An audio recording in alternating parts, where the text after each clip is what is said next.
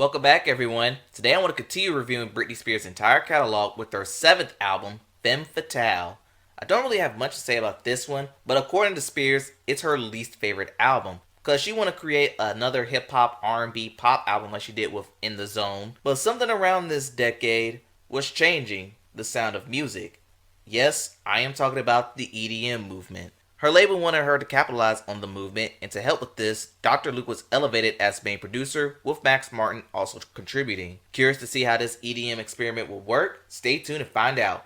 Also, did anyone notice the 7 on the album cover? Before we begin, if you want to see music bios or more good videos like this, hit the subscribe button. Also, I've started a Patreon account. On here you get more copyrighted material and they'll be uploaded 48 hours prior to YouTube. If you want to support or visit, link is in the description. And without further ado, on to our feature presentation.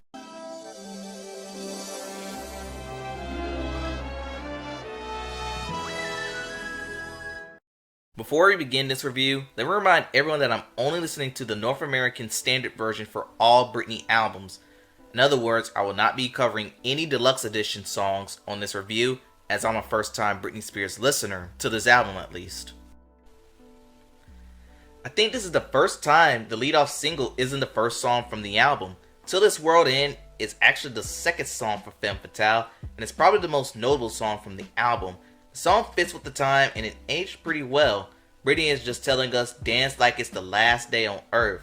Although I cannot listen to the song the same because of a certain X Factor performance, if you know you know, but all in all, I think this is a good song, as is the actual lead-off song for the album. I think this song is just as, if not better than, Till This World End.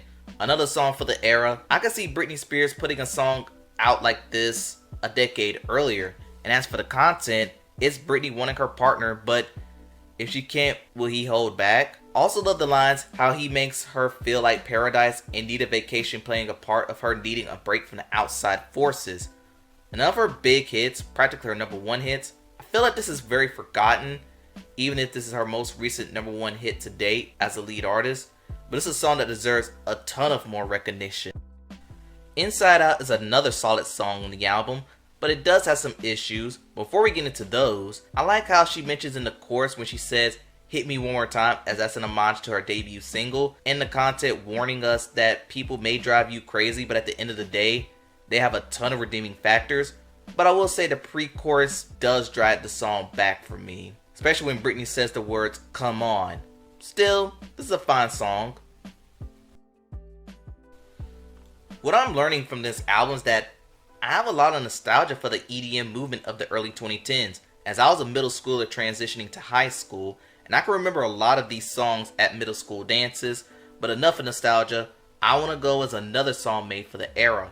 And while the production is fine, I am not as impressed with the amount of auto-tune used in the song, or how Britney repeats, I wanna go, go, go all the way, And there's not much to the content, and I feel like it's more of a LGBTQ anthem, telling them to let go, be yourself without judgment. Content-wise, it's not for me as I don't identify with said community, but if it does, good for you. Now, I've seen a ton of opinions about this song. Like, Britney called this her favorite song from the album, and Rolling Stone's placing this as one of the best songs of 2011. But I also heard a few stands saying that this is the worst song on the album, so I did not know what to expect from this song. And it's not as bad as what you think. In hindsight, it's a carefree song where Britney mentions that she has 9 lives like a kitty cat, which highlights how good she bounced back from bad incidents.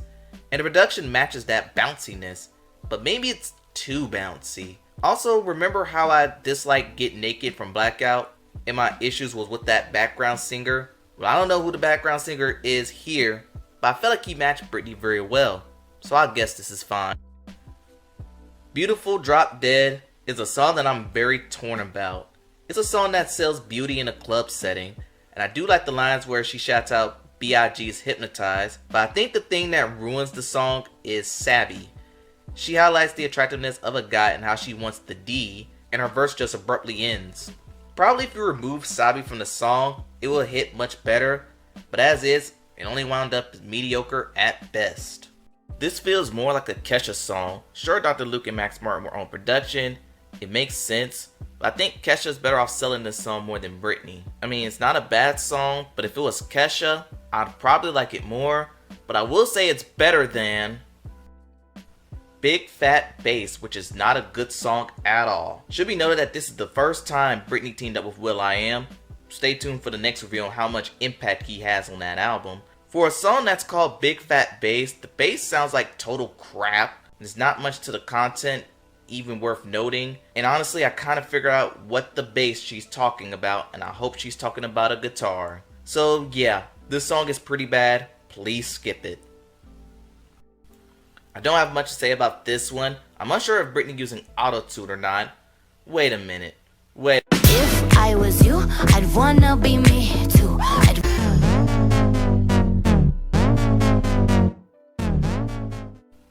Given how much I don't like Me Too, I could safely say that Trouble for Me isn't pulling me in either. Trip to Your Heart is another song that doesn't move me or make me hate it. I will say the hook isn't catchy, but the chorus is good. As for the content, it's a love song where Britney vows not to let any obstacle come between her and her lover. I guess the song is fine, but it's not moving the needle, gotta say it. Whereas Gasoline is one of the highlights of the album, but this one also have its flaws. For one, her verse sounds very simplistic, and I do think the production carries the song. I think Britney comparing this love to gasoline and other things that can ignite a fire. Although her saying her heart runs on Supreme could feel a little weird, I do like the song. I think it's pretty good.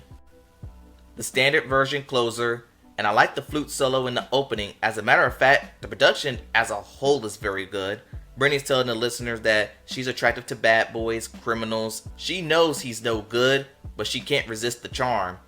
Now I've heard a bunch of songs attracted to bad boy type songs in the past and even in the present. And I do feel like Britney played it safe with this one. But as is, not my choice for an album closer, but I think it's a fine enough song. And that concludes this album review. The album started off strong, sadly did not end that way. It was a much tougher listen than I thought, and again, giving a score was the challenge. I don't want to keep giving out 7 out of 10s, but that's how things keep ending up. But I feel like a lot of the songs just could have been a lot better, just saying.